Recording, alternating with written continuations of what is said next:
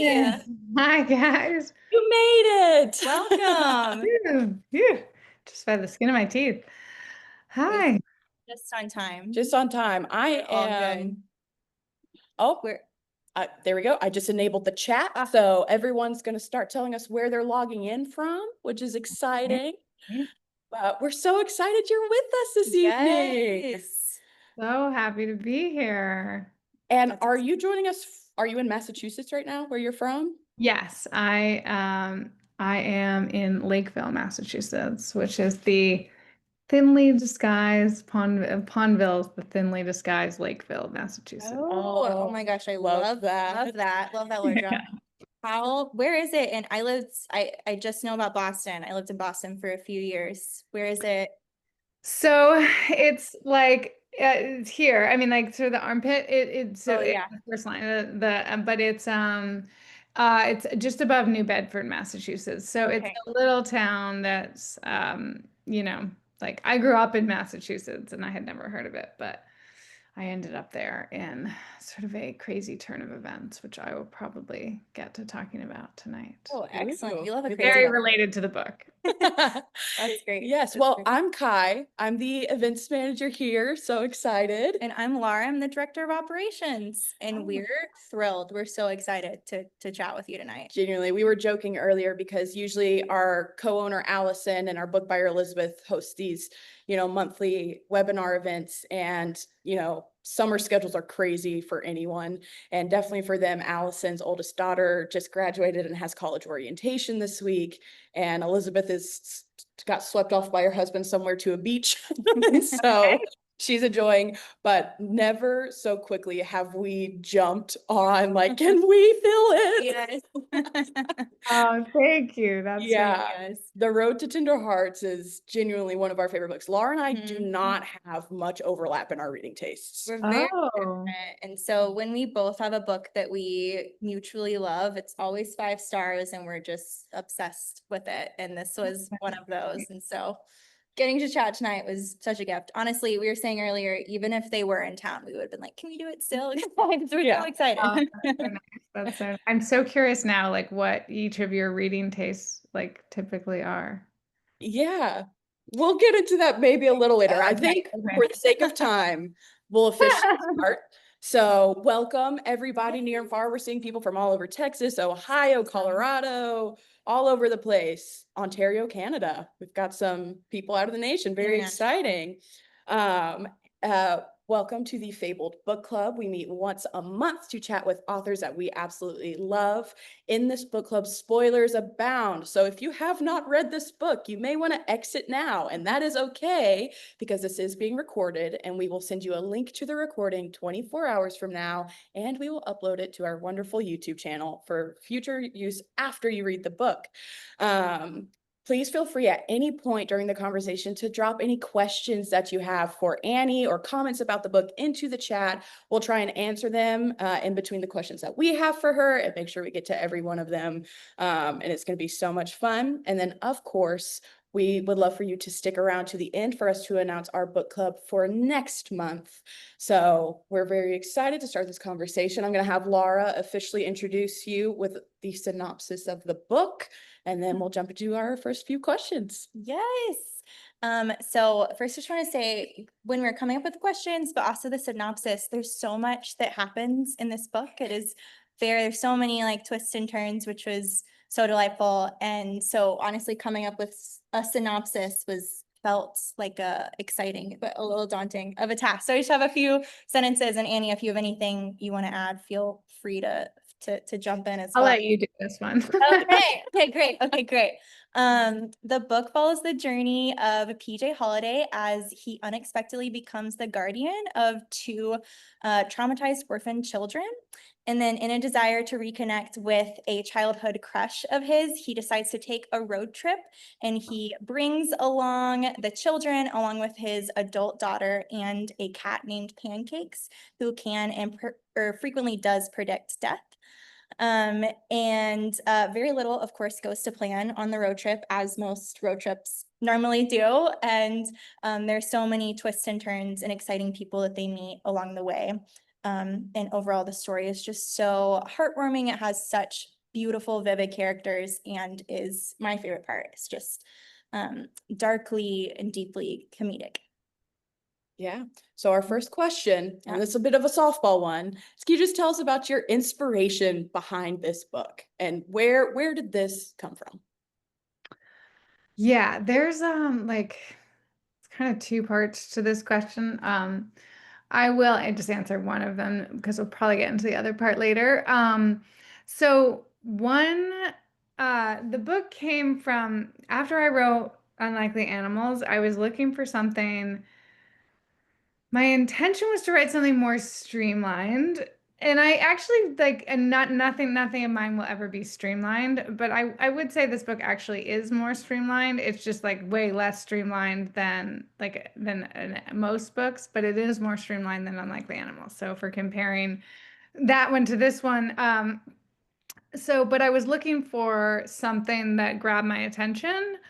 And I just wrote, so I started with writing something about a cat, and it was based on Oscar, this cat who was a cat in a Rhode Island hospital. And so Oscar was a cat who was a hospice cat, like lived in a hospice. And I think his actual job was to be a comfort animal to the people who worked in the hospice, not the people who were in hospice. Um, but he ended up being the cat that would go into people's rooms, and they knew that they figured out that if Oscar was in the room, then the person would die like in a matter of hours. And so in the end, so then if Oscar was in the room, they would call the family and say, "You have to come and say goodbye. Your person is like leaving soon." So Oscar predicted over 100 deaths. And Wow. so I knew about this. And so I just wrote kind of this the what is the first chapter of the book. But I didn't know if I was going to do anything with that because I was like, I can't really write a whole book about a cat. Like it's just kind of it might have been something that I sort of wrote and threw away. But then I wrote what really inspired the book is wanting to write a book about this man that I had met in 2016. I had a job where I was an assistant at a musical theater company, acting in musical theater college prep company. So we worked with high school students who wanted to pursue acting or musical theater in college, and there was a summer prep program, and so we had college professors come and teach them musical theater and acting. And so there's this one acting professor there, and my job was just like to make everything run smoothly.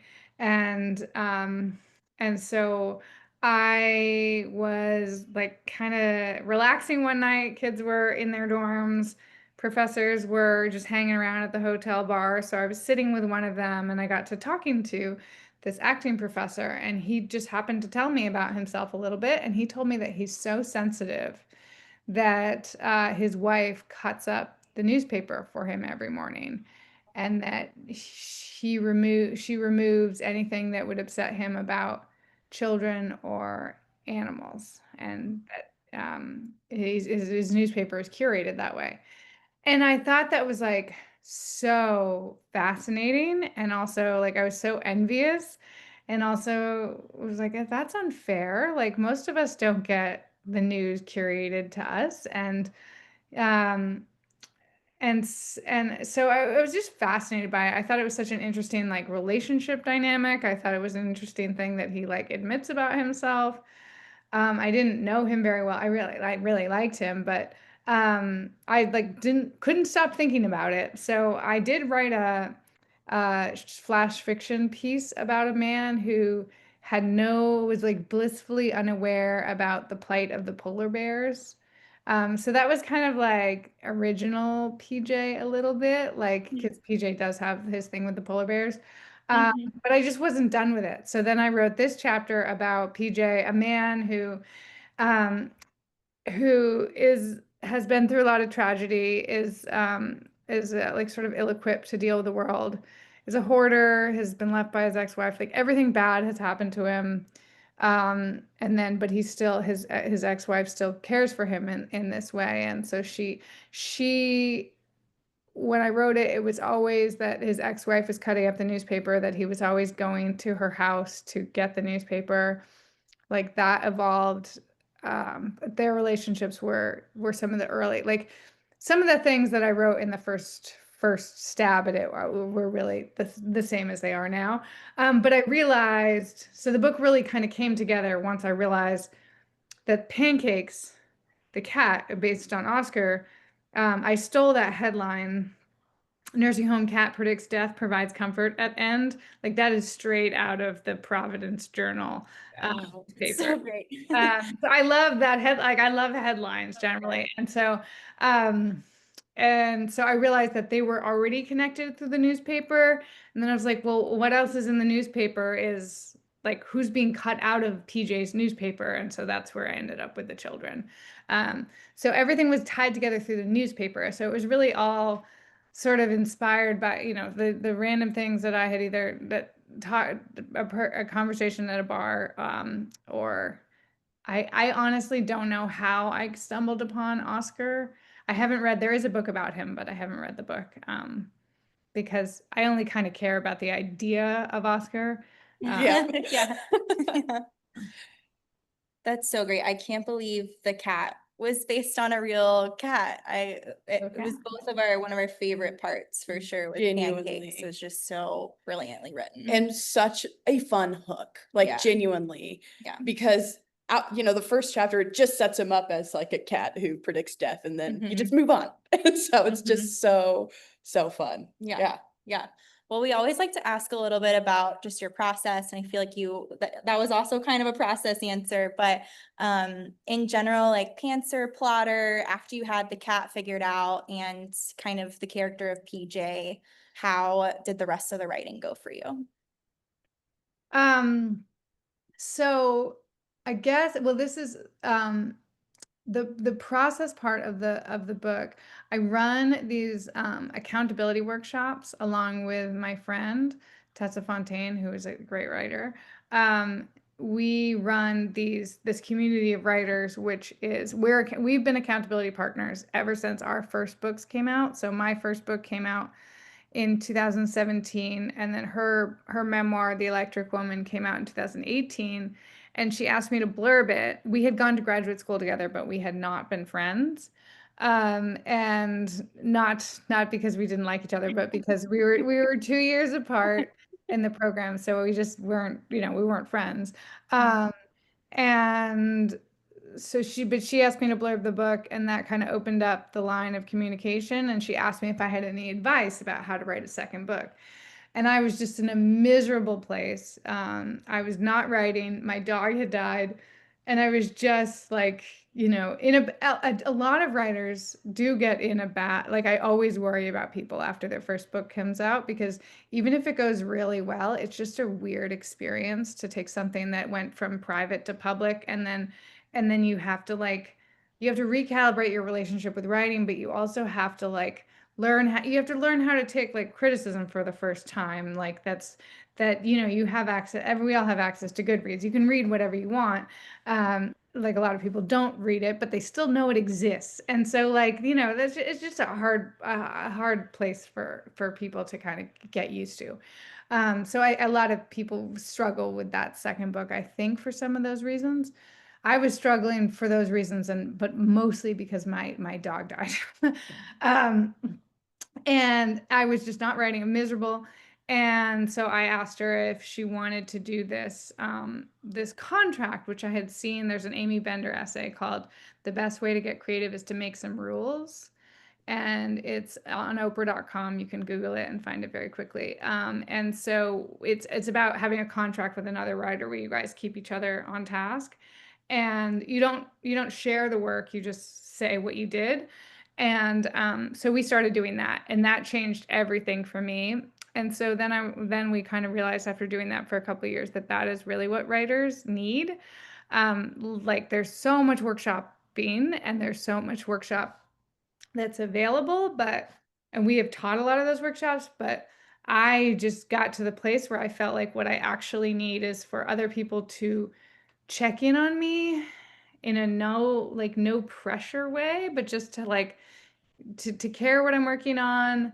Um, and that I felt that that's what most writers need, like sort of mentors or coaches rather than teachers. And so that's what we started. And now we have about 80 members. And so we've been doing that for 3 years, which is really sort of the time that I've been writing. I started Tender Hearts sometime around then too. We started it right when Unlikely Animals came out because I,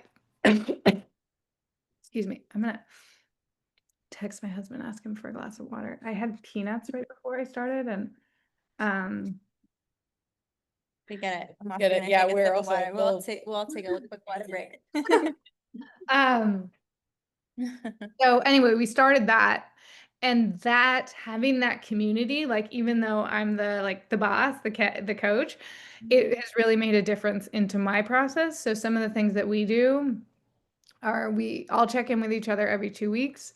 There's small cohorts, so like there's 80 people, but you're members of like 10 to 15. And then I keep sticker charts with people because I like the sticker charts.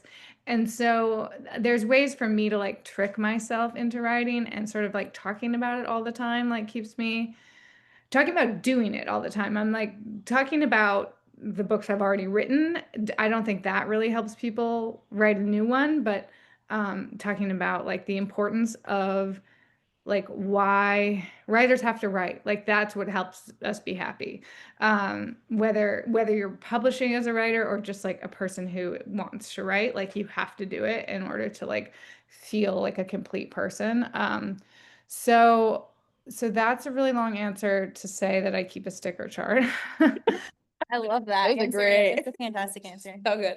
I do want to jump a little bit into the book now. We love to start with like the inspiration and the process. Yeah. But this is a book club. And one thing that I loved in this is how from the start you kind of figure out that PJ is an unreliable narrator. I think we were talking about it yesterday. And again, so much about this book, like you remember one thing and then you're like, oh, wait, no, this also happened and this also happened. But pretty early on, PJ's just like describing his life. And he's like, yeah, and I fart around women and they don't care. And you're like, that's just not true. I loved it so much. Like it's I don't remember what page it is or anything, but it's so early on, and it was just such a immediate indicator as a reader that you're like, oh, unreliable narrator. I love it. Yeah. So was that I'm sure it was intentional on your part to make him an unreliable narrator. Wow, words are hard. Mhm. Was that difficult for you to do or to keep pace with all the literal numerous twists and turns throughout the book and how PJ processes everything? Yeah. I love this question. I haven't really been asked it. And I love it because nobody notices. Everyone always calls Fred PJ's best friend. Mm, He doesn't start calling Fred his best friend until Fred asks him to be uh the best man in the wedding. Yeah. Before that, he's like this dweeb, yeah. this guy who's encroaching on my like wife, like, and then he's like best friend, best friend, best friend from after that. So there is like PJ is, yeah, I mean, he's a screwed up guy for sure. He also is very open-hearted, and there's lots of things I love about PJ. But yeah, he has a total, I mean, he doesn't have a totally skewed view of the world. Like he doesn't really blame Ivy for leaving him either. Like he knows. He's like this mix of like totally clear-eyed about what a screw up he is, and also is like women don't care that I have nice eyes. I'm no George Clooney, but like the women do love me. And so he's kind of a yeah, he's a character. He's very much like my own father in many ways, that there's this tension between like he's the greatest guy you've ever met, and also like he's so flawed and so frustrating. uh, Yeah. but he's like really gregarious and he's really generous, but he's also like just a total mess. um and so I just love to write from a character's perspective like that, where he has And I don't know, I do wish that I could grow up to be an old man because Me too.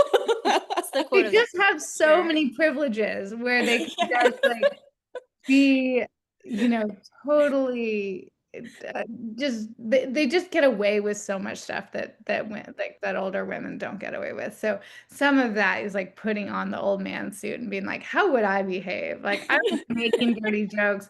I would be farting in public, you know, like it's just he's his like occupying PJ's mind is so much fun. And sometimes what I'm trying to do is just have fun when I'm writing. And so PJ is very fun to write, although he also is very frustrating and maddening.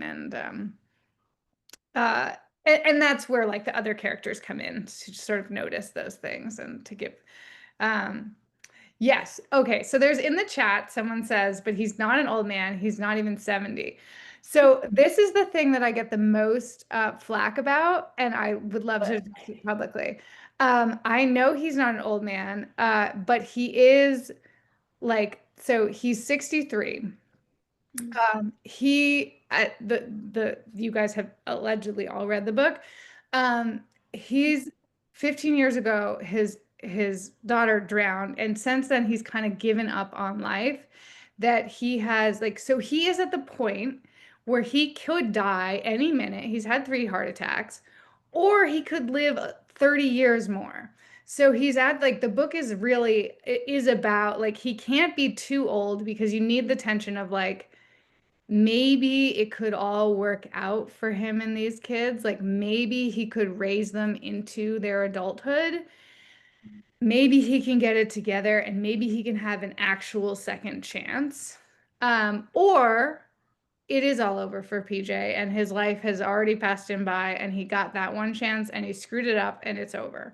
So he can't be like he has to be that age, but he also has to feel old because like I do read all my Goodreads reviews, and someone said like Annie Hartnett doesn't understand how aging works, that like there's this feeling of impending death all the time, and he's only 63. I'm like, listen, I'm 39 years old and I feel impending death like all the time.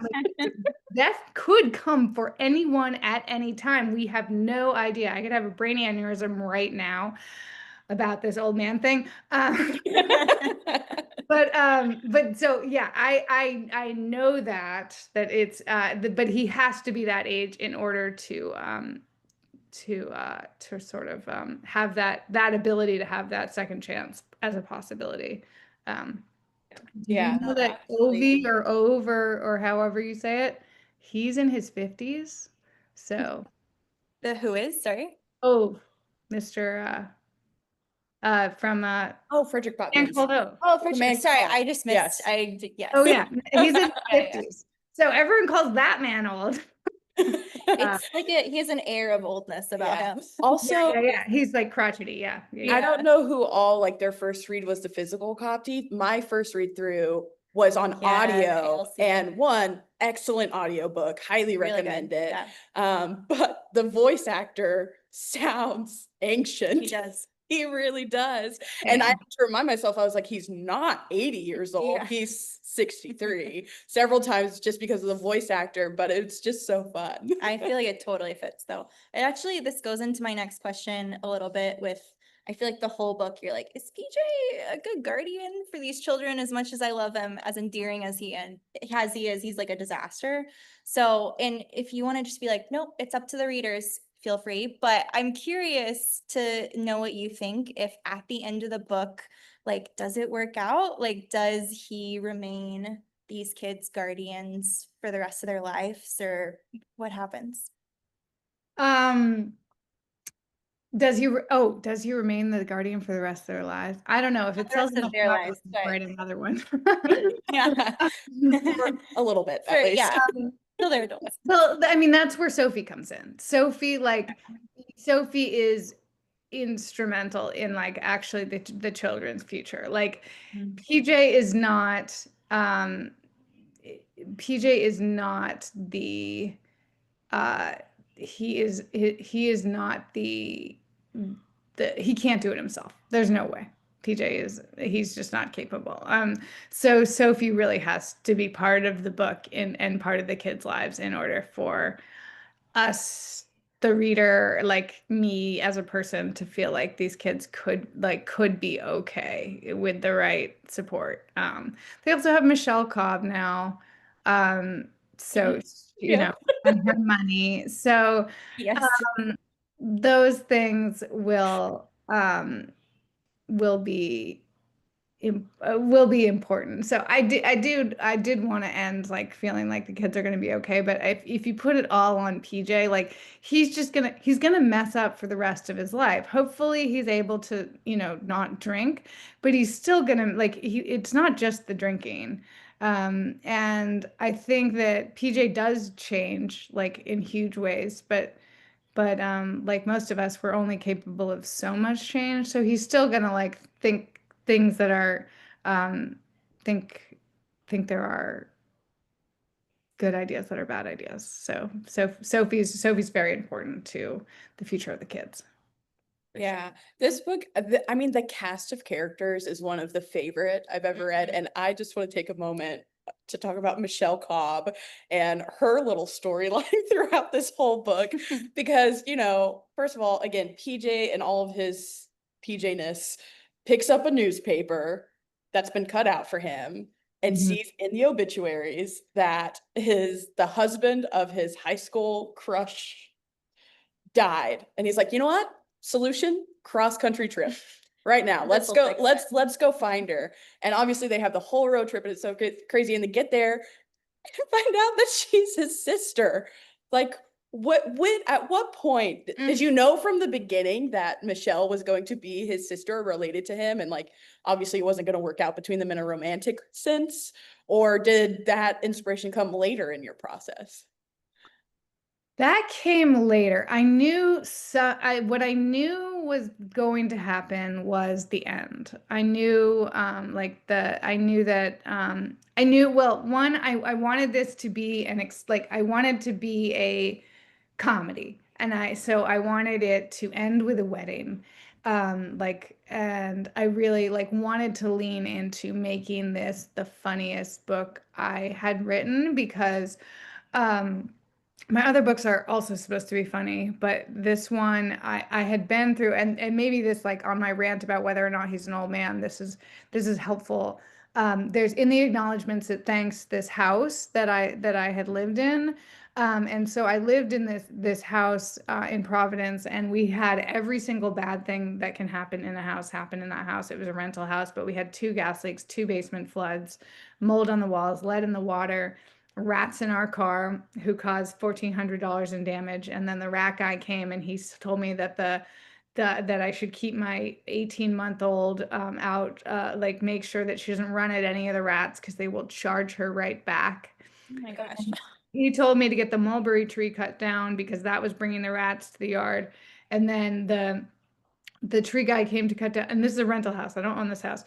Tree guy came to cut down the mulberry tree, and he pointed out the three trees that were going to fall on the house. And then a tree did fall, not on the house, but in our neighbor's yard. And I was like, the tree guy knows what he's talking about. And this is all during COVID. So we could see the COVID testing line from our backyard because we lived like across the street from the Shaws. And and then a teenager crashed his car at the base of our driveway and died.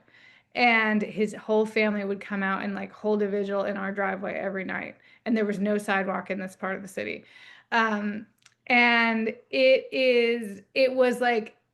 was so bad. And this is like this is peak COVID. I had no childcare, trying to raise a kid, my first kid, my only kid, but and so I was like trying to parent and figure out how to like start this new life. Well, I really felt like I was chased by death. So we ended up moving to Lakeville, which is where Pondville is based on, and feeling I was like, how do I deal with all this anxiety that I have about death like chasing me and chasing my kid, and this like responsibility of how do I protect this child? And I was like, well, the same way I deal with everything is just to make jokes about it. So I decided to write Tender Hearts is really my like response to that feeling and that anxiety and that experience. of just feeling like I'm going to take all that, I'm going to make every single bad thing happen that I can imagine happening, and I'm going to make it as funny as possible. So that, like, I knew I wanted it to be a comedy, so it had to end with a wedding. So I wrote those the first 100 pages with a lot of bad things happening in the first 100 pages. And then I had to write, for my publisher, I had to write the synopsis. So at that point, I did write the thing that happens at the end, the big twist, or like that, my big twist, and like, and then the Michelle one, I had to figure out what was going to happen. I didn't know, that one could have gone different ways, but then once I decide, so sometimes I will decide and then have to work backwards. And then what I really did want to do, and this was one influence on the book, I really wanted to do, I love Big Fish. I love the movie and I love that book. I really love tall tales. And so I wanted to do some tall tales. Like, I just felt like PJ would be a person who would tell tall tales. Stories are big in my family. PJ is named after my father. He's named Paul John Hartnett. Paul John Halliday is, they're very close. The lollipop trees are something that is from my family, that we did that growing up. So I wanted to take those, like, to make them bigger. And then so Michelle, once I figured out that I could really do more with making her, like, not just making it, like, doing more with her story, which meant that her, that I hate spoilers, so I'm like so hesitant to, like, I feel like we just read said that. it. Yeah, adding her father in, and making it like, another story within the story that's that has and doing more with Regina Halliday too, the grandmother, who's also named after my grandmother.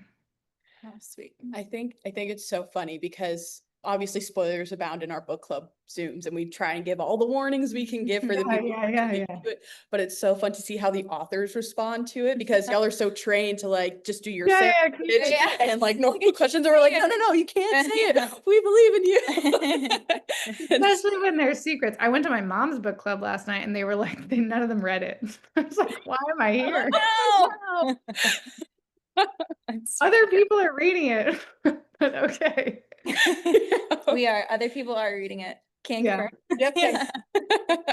It's funny.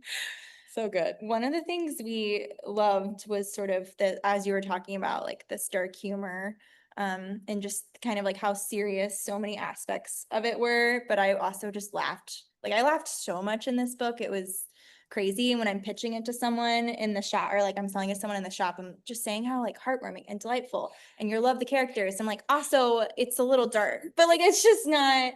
I just wonder how you grappled with, like, taking the trauma and the grief very seriously, which I feel like you did really well in the book, and you weren't, like, flippant about it, sort of like how you held that while also holding the fact that you wanted it to be a comedy. Yeah. I mean, I sound like the worst person in the world sometimes, because I'm like, my first book is a funny comedy about a little girl whose mother drowns when she's like 10, and the second book is about a funny book about the opioid crisis, and this one is a funny book about a murder suicide. And it's like, it's like, it's really, like, messed up. But yeah, not the way that you approach it. I mean, one thing that yeah, there is chapter 4, which is the chapter that I like, that people say, like, I keep telling people, read past chapter 4, because that is probably the chapter that some people have to stop reading on. But again, my goal was to put every single bad thing that I could imagine happening in the book, and the question for me, as a parent of, now she's going to be 6, but as a parent who was going through, like, so I started the book probably when she was 3 and had just gone through the things, that the house, and no childcare. The pandemic started when she was 8 months old. The question for me was, like, when you are, like,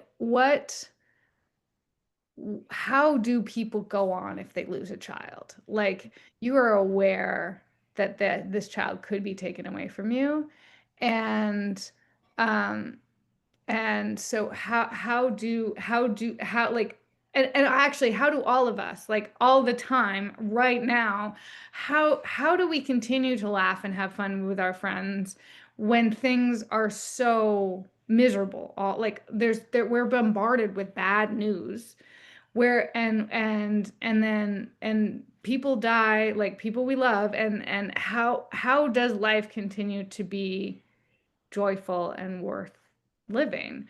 And the answer for me to that is like, because like it's the darkness is not the only thing. There are so many other things. So um it's really it's like a balance. And someone I see says the volume of the bad things. So the cat really gives me a lot of freedom to have like fun with the bad things, is to be like, this death is all around us, but that doesn't mean that we have to be afraid of it all the time. And that the cat has a different perspective on death anyway. Um, and I like to be a little bit absurd about things and a little bit silly. So some of it's the tone. The cat helps me get away with the tone. And so really the cat was the greatest gift. I feel like it's always, for me, like the way I'm able to get away with it and to do it sensitively and to actually not hurt most readers' sensibilities or feelings, or is through the voice of the novels, is to make sure that the narrator has sensitivities too, whether that's the omniscient narrator or the ghosts and unlikely animals who um, also have an interesting perspective on death because they're already dead. Um,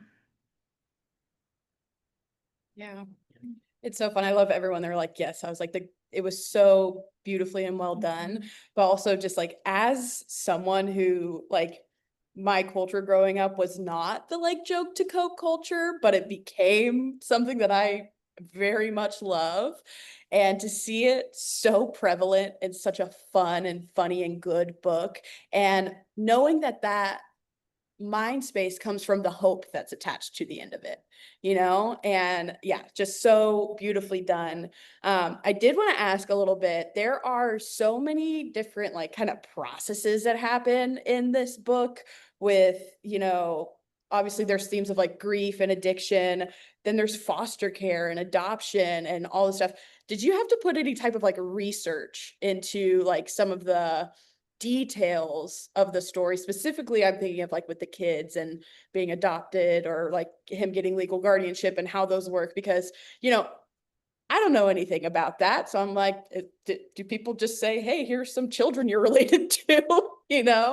Yeah. So that's I mean, fun. both I have friends who have adopted children, so I've been like references, so I know like more about the process than um but it's also I always try to stay in, it's the voice that's like, I don't have to get things exactly right. Hopefully, I don't want the reader to get so stuck on something that they're like, this is absolutely not how it would work. So, there are lines in there about like, it would, with someone who's next of kin, like things would be faster. Like, so hopefully if people were doing their jobs, then PJ would not be cleared. But it's also like, people do screw up all the time, and placement for kids does, like, it's not always an ideal situation. And so I did do research, and I did do know things from my personal life. Um, but I'm also I want to get the kids in PJ's care, and to like have us like worry about that as little as possible. Yeah. But but so yes, I do research. I make sure that like I'm trying to just like make sure that people aren't going to say this would never ever happen. And I think my answer to that is like, it totally could happen. but yeah, I mean, there's lines about like the people that they work in Boston. They don't know what goes like they don't know about PJ's reputation. He's also lying to them. So he's able to show them the nice house. Like he's able to it helps to have a character who lies. So um she is trying to do a good job. There was like I never really wrote this, but there was part of me that was like, does Belinda Bell like get more involved? Like, does she come looking for them? Like, is Belinda Bell part of it? But she just, she makes her phone call, which makes things happen, but she's not, she doesn't chase them. So. Yeah, and it is one thing that I just see in the chat, you'd be surprised who are eligible to foster children.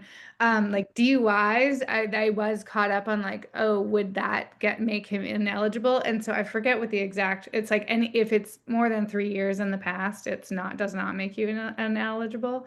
So I was like, I'm actually going to use that like verbatim, that it's 3 years, like they're not concerned with it. So he was 8 years ago, and that is so that's Yeah, good to go on that. Another thing that I loved about this is that it's a road trip story. I love a road trip story. We currently have a display at Fable called Take to the Road, like a table, and your book is on it, of course. And Selling like hotcakes. selling like hotcakes. And then we have several other kind of road trip. I just love sort of like the incidentals and the unexpected disasters that happen along the way. Was that like a very specific plot device that you chose to use, or were you just like, I love road trips myself? Was it inspired by some of your own road trips that you've taken in life? I did take a road trip that was not, so it was the newspaper and like what he's reading in the newspaper that was like, oh, once he saw it, like it was, it wasn't that I wanted to write a road trip novel necessarily, although I kind of always did want to write a road trip novel, but it was that he saw his friend in the paper, and then he was like, the woman is single again, and I was like, that's funny, he's gonna drive to see her. Yeah. And she has to be, far away, so it's not fun if she's still in the same town. So it had to be a road trip novel sort of from that first, like as I'm just putting ideas on the page, not really with any intention of this is what I'm writing. I knew very like that there was the cat who predicted death, the man who read the newspaper, and like then it was like, oh, now it's a road trip book. And then he sends her the bear and the flowers. So he does that first, and then he has to, he's like has to go find her. So once I knew it was a road trip book, I did take a pretty formative road trip when I was in college. I graduated, well, no, I was still in college. It was my summer of junior year. I went through like a terrible breakup with my high school boyfriend who I dated for 5 years. So it was like extremely dramatic. And I needed to get out of town. Like I needed to leave the town where we both lived. And so my friend was going on a road trip with her friends from college. So I knew her very well, but I did not know her friends. So we all got in the road trip in the car together. Like I was on the run basically. And I did not drive. I did not get a license until really late because this older boyfriend used to drive me around everywhere. So I Formative. and then I was always like the passenger princess and like I just had friends who drove me. So I got into the car with these people, and and our only goal was to get back to the West Coast where they were from. So we could stop anywhere along the way, and we didn't have hotels. We just camped the whole way because we were 20. And so we stopped at every like random roadside, like the Corn Palace, Wall Drug. We drove through South Dakota, like the Badlands, like all the, places that we knew we were going and places we just stumbled upon. And that was what I wanted in my road trip book, is just a bunch of like that the stops would be somewhat random, and they would be like the alpaca farm. It was like the weird Yeah. stuff that you're not expecting to see this, and it's like not going to be at all what you think it will be or that you want it to be. And like, and then the people are so weird. And when you meet someone and you like catch them at the right time, you find out more about their life. So I wanted that kind of stuff to be in there. And then we did go to Niagara Falls, and I loved going to Niagara Falls. And so I wanted that to sort of start it off because my friend who I went on the road trip with, their their ancestor is Bobby Leach, the man that went over in the falls in the barrel, the after Annie Edson Taylor, who did it first, and then Bobby Leach went over the barrel like later. He was the second person to go over in a barrel and survive, which is in the museum. And then 3 months later, he slipped on a orange peel and died of gangrene. And that like sort of fits with the whole theme of the book. Like Oh, you funny. cannot die doing something that you're supposed to die, but then you're going to die of something totally stupid. Mhm. And so I was happy to put in Niagara Falls. And also like the cat ties in because the cat was the first to go. Actually, like Annie Edson Taylor sent a cat over in the barrel. So sometimes I'll like do something and then it gives like it's like, oh, this is the right, like the universe tells you this is the right thing to do, that all the things. um and so that road trip was there's and I kept a diary during that road trip, so there's some like roadside signs that I used in the book. But it's a very different. I wasn't trying to search for love. I was trying to run from love. So Yeah, so fun. I brought a physical copy just because, again, we got like advanced copies on audio and e-read, but this has like the most fun, does it? yeah, Map, yeah. map in the front. Keep going. Keep going. There's Yeah. so many pages at the I beginning of know. it is crazy. Here we go. If you don't have a physical copy, check out this road trip map because Yes. it's hilarious. It's so good. It's so fun. It captures the best of the book. Also, thanks for the Texas shout out. I know that was a little diversion in the road trip, finding Luna's birth father and everything. I loved seeing some Texas representation in the story. And it's so funny. I was like, what immediately attracted me to it as well, other than Laura saying, stop everything right now, you have to read this book, was she's like, it's about a road trip. And I grew up doing random road trips in my family, and I'm one of 6 kids. And so there were 8 of us total in a 7-seater Suburban. And we had a beanbag in the middle of the floor that my brother would sit on. That was highly illegal. We got pulled over multiple times, and we would just like throw our blankets and pillows over him, like so that we wouldn't get caught with an extra passenger. And just random stuff. And I was like, I know how chaotic a road trip can be. I still do one almost every year by myself or with friends. And so it's so much fun. Okay, we only have a couple minutes. I'm glad you like the map. I did the map. I did the map in both that book and Unlikely Animals. And because there's a map in Unlikely Animals that I drew, and then sales, like I didn't do a map in Tender Hearts because I didn't want to give things away, like spoilers. I don't like spoilers. But then the sales people were like, she drew a map last time. Where's her map? Like people love the map. And so I did the map and I figured out so now I feel comfortable that anyone can look at the map before they read it and not, it doesn't Yeah. spoil I anything. do love the map. I feel like It's- like this kind of map feels similar to like the blurb on the back. You know, that you like if you look at it, you're like, whoa, I don't know what any of this means, but I want to open chapter 1. You know, it just Yeah. keeps you going. Very exciting. Okay, so I'm gonna ask, well, I think 2 more questions, and they're standard, author interview question moments. But one, and while you think about your answer, we can answer the question of like our styles of books that we like to read. Okay. But it's like, what is the most recent book that you read that you really loved, and why? And stylistically for me, I lean a lot more fantasy, political fantasy based. I am also a cheesy romance girly to the core. I mean, the crazier the plot, the better.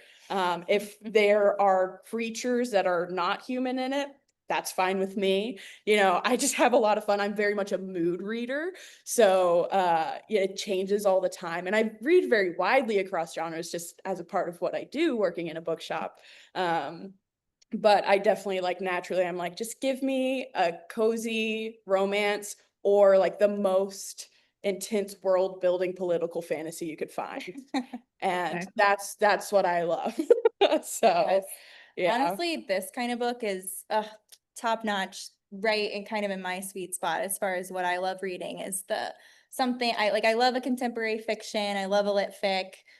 Something that has it doesn't have to be like dark, but some kind of like heavier themes to it, but is still like hilarious, or the characters are endearing or something like that is it's funny, I feel like our fantasy overlap is even more confusing because I am so picky with fantasy. I will start a fantasy, and if it is not a 5-star, I'll DNF it, which I know is an unpopular opinion among book people, but when I like a fantasy, I'm all in for it. But I feel like she does a lot of the fun romances, and I do a lot of the lit fic. And she's the deep thinker. And So this hit us both for sure. yeah, it was so good. But yeah, I was like, for me, I was like also a cast of characters, which you see a lot in fantasies, really Yeah, attractive to an me. And you ensemble. don't get many ensembles in contemporary fiction. So that was like an easy, like, oh yeah, I'll love this. And I can't DNF a book to save my life. I have no names, no nothing.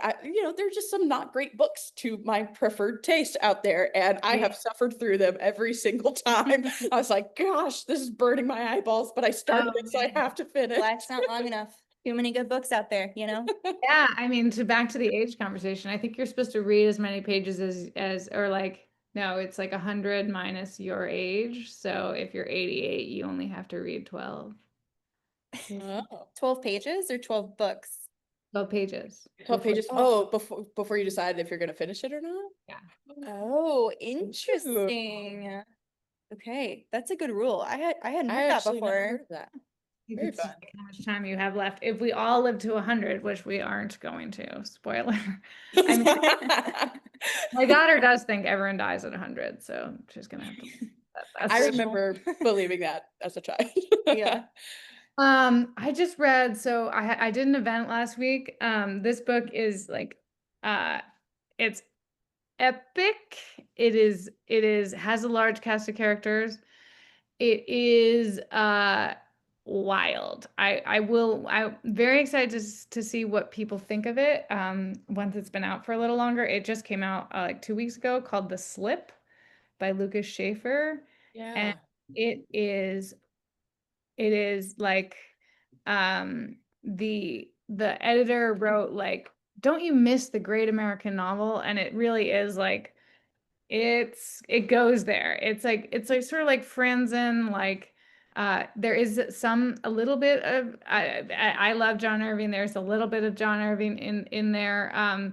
It does things that are like, I don't want to spoil this book for anyone. I think it's better that you go in blind, but like you'll see what I mean if you read it. It's about two characters, two teenagers who are who like both sort of changed themselves in interesting ways. I just can't spoil it. It's a 450 page book. It's so if it's not your thing, I would recommend not finishing it, but I love it, and I'm excited to see what it does. I think it will win some big prize. It is pretty awesome. So that would be one. If I'm not telling you anything about it, so read there's a Ron Charles Washington Post article about how it like how hard it goes and how good it is. So that he can say it better than I can. And then I'm reading The Lilac People by Milo Todd, which is a World War II historical fiction about trans people in World War II. And so I'm doing an event with Milo on in a couple days in Massachusetts. And that book is, really interesting and really good. And I road trip novel. I always love Kevin Wilson. I loved his. It's different than mine, but they're kind of good to read together if you make it the summer of road trips. I have not read the Jess Walter one yet that also just came out. That's also a road trip novel.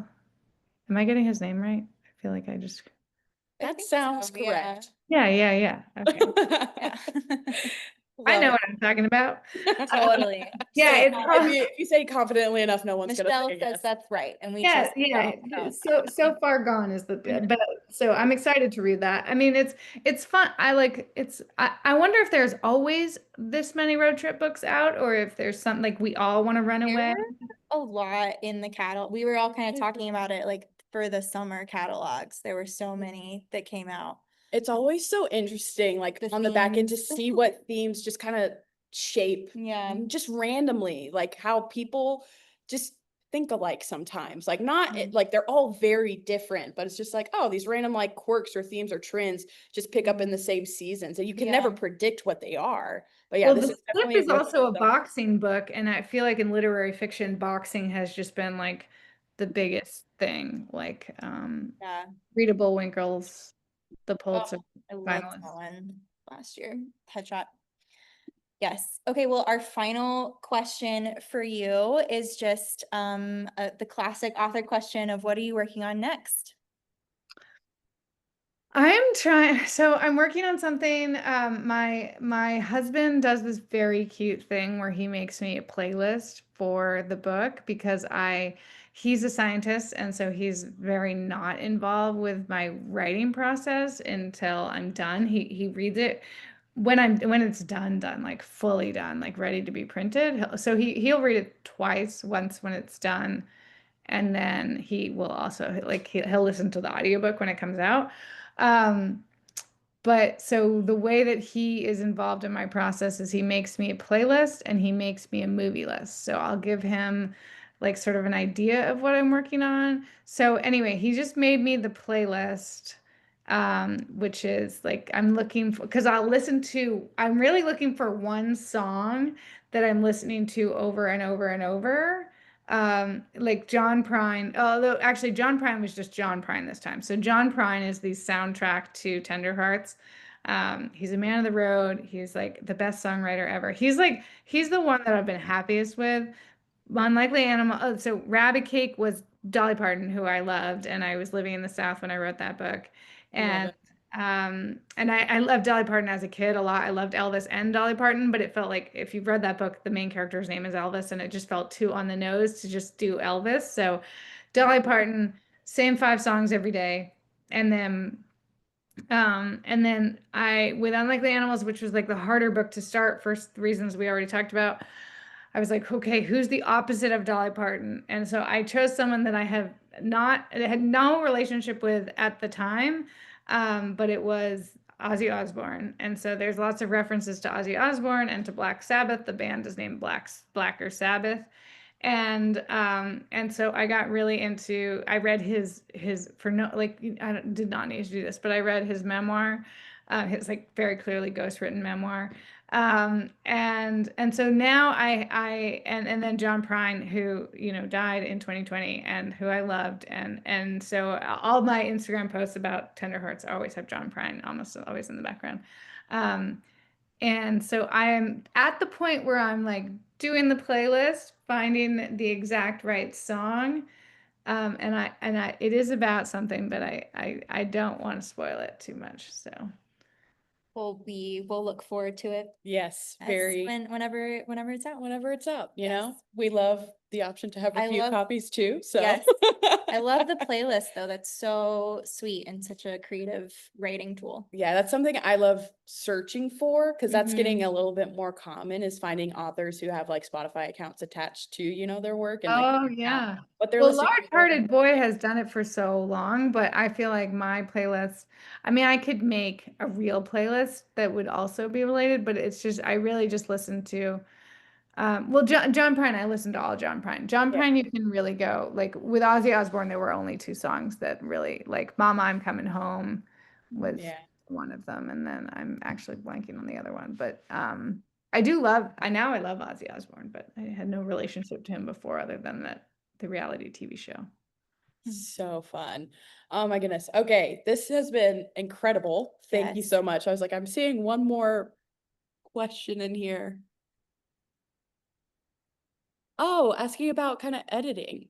I was like, your safe spaces. I think you talked about a little bit at the beginning with your group that you work with, and your editing process. So, Kimberly, I encourage you, if you missed the first couple minutes of the conversation, to go back. We'll send you a recording in 24 hours. Unfortunately, our time is up, and we want to respect everyone's time, especially because you're an East Coaster, so you're an hour ahead of us. Good time for you. Good time for you. This has been so fun. If you ever find yourself in Waco, Texas, we would love for you to come to Fabled Bookshop and Cafe. We might be a little biased. We think it's the best independent bookshop in Texas. It is. And the world. It's correct. It's wonderful. We love it. I am going to quickly announce what is next for our next book club. So we actually have 2 Zoom things next month. Every quarter, we host what we call the book review. And so on July 15th at 7 p.m., I'm dropping the links right now. We are having our book review. Now, The Road to Tender Hearts was in our beginning of the year book review, and everyone loved it and so fun. So it's now to highlight our favorite books that were released from May, I think, yeah. May through August. And so Allison and Elizabeth will be back in the chair, back on the Zoom with their favorite drinks. And we're going to be talking about all the books. I mean, we have been working on this list for months. We're excited. We've been reading, we've been commentating, we've been sharing. And so we are super hyped up for our book review. And then the following Tuesday, we will be talking to Eleanor Florence for Finding Flora as our next book club. She is a Canadian author, and when Elizabeth read Finding Flora very early this year, like maybe even last year, December, January, around that time, she sent me an email. She goes, I don't care what it takes, find her email, connect with her. I want to talk to her about this book. And I was like, consider it done, Elizabeth. So we're super excited about that one. It's a great novel. If you need to buy it, we've got links there, but it's so much fun, and we cannot wait for our next meeting and seeing everyone together again. Thank you so much, Annie, for joining us. You are wonderful, and this was so much fun, and we will continue to tell people about this book because we are obsessed with it. You can't get over it. Best. And feel free to send me questions if people didn't get to ask their questions. I'm easy to find on Instagram or I have a form on my website that goes straight to my email. So fun. Yeah. Perfect. Well, thank you so much. We hope that everyone has a great night. Stay cool out there as summer really gets kicking into shape, and drink your water because that's important. Gotta hydrate. Thank you so much, Annie. Thanks, guys. Thank you. Bye, everyone. Bye.